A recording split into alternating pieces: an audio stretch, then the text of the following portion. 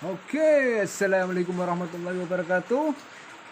Bapak dua, ibu dua, yang kami cintai, juga kaulah muda, sebangsa dan setanah air. Kami dari Lentera Hati mau mempersembahkan lagu untuk yang ketiga dengan judul Selingkuh.